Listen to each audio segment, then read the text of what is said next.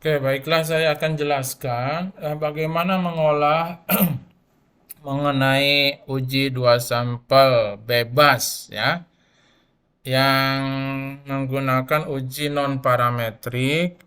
Mengapa non parametrik? Itu banyak alasan. Misalnya karena datanya tidak berdistribusi normal, atau kedua karena skala pengukurannya ordinal, begitu ya.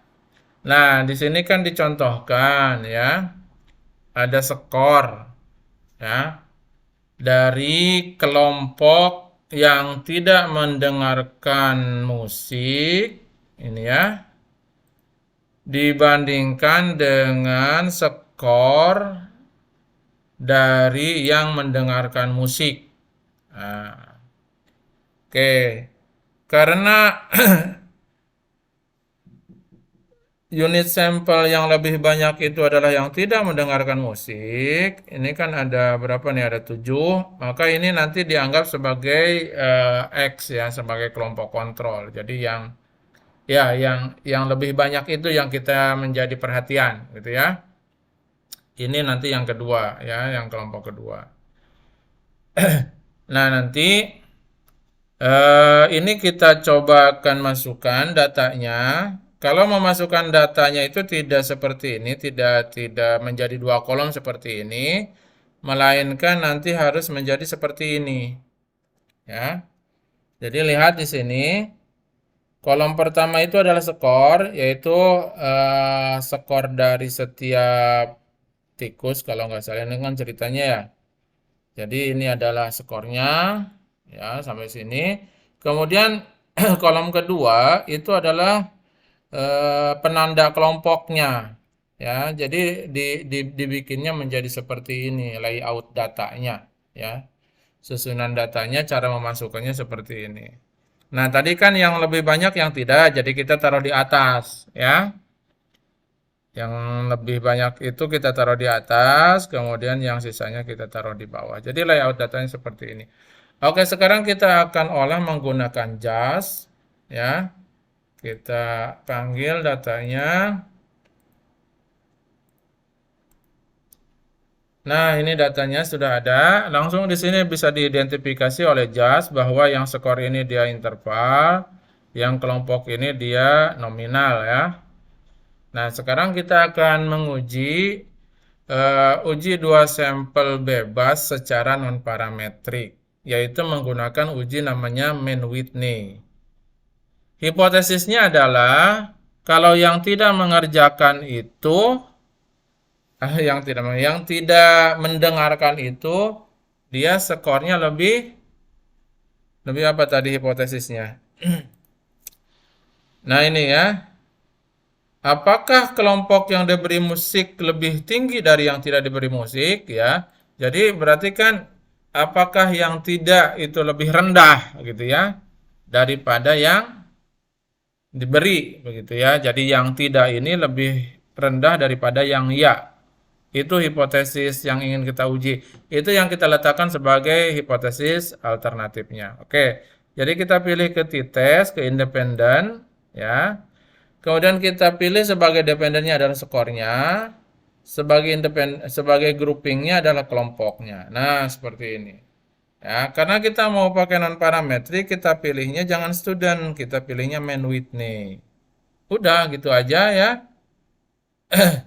Oke, kita lihat mana hasilnya. Ini hasilnya, ya. Statistik ujinya ada 30. Oh, sebentar. Alternatif hipotesisnya. Nah, ini. Tadi kan kita ingin menguji bahwa yang kelompok tidak itu lebih rendah daripada yang kelompok ya, itu ya. Yang diberi musik lebih tinggi dari yang tidak. Atau kalau kita balik berarti yang tidak diberi musik lebih rendah kan gitu ya. Yang tidak karena tadi yang kita jadikan patokannya adalah yang tidak, berarti yang tidak ini lebih rendah daripada yang ya. Nah, maka di alternatif hipotesisnya adalah grup satu lebih rendah dari grup 2. Nah, ini yang harus kita pilih. Jadi ini sejalan dengan tujuan uji hipotesis kita. Tujuan uji hipotesis kita tadi ingin membuktikan bahwa yang tidak diberi perdengarkan musik itu lebih rendah daripada yang ya diperdengarkan musik. Nah, ini hasilnya. Bisa kita lihat. Jadi, statistik uji W-nya 30, p-value-nya ini 0,983, pembandingnya adalah 0,05 atau 5%, ini kan lebih besar ya. Kalau p-value lebih besar dari alfa, dari 5%, maka keputusannya adalah terima hipotesis 0. Ya, terima hipotesis 0. Jadi, di sini kan dia bilang alternatif hipotesisnya apa? Alternatifnya adalah yang tidak lebih kecil daripada yang ya. Nah, karena kita terima hipotesis 0, berarti alternatif hipotesisnya kita tolak. Berarti kita tidak bisa mengatakan yang tidak ini lebih rendah daripada yang ya. Nah, ini sejalan dengan kesimpulan kita kan yang di sini. Ini kan kesimpulan hasil akhirnya adalah, nah ini ya. Jadi yang tidak itu tidak lebih rendah daripada yang diperdengarkan. Gitu. Ini cuma agak dibalik aja karena tadi yang menjadi concern kita adalah yang lebih banyak. Yang lebih banyak itu adalah yang tidak. Jadi kalau di sini dibilang adalah yang diperdengarkan tidak lebih tinggi daripada yang tidak diperdengarkan, berarti kan sama saja kalau kita mengatakan yang tidak diperdengarkan tidak lebih rendah, gitu kan ya? Tidak lebih rendah daripada yang diperdengarkan. Intinya mah hipotesis nolnya itu diterima, ya. Diterima itu berarti ya H1-nya ditolak, gitu.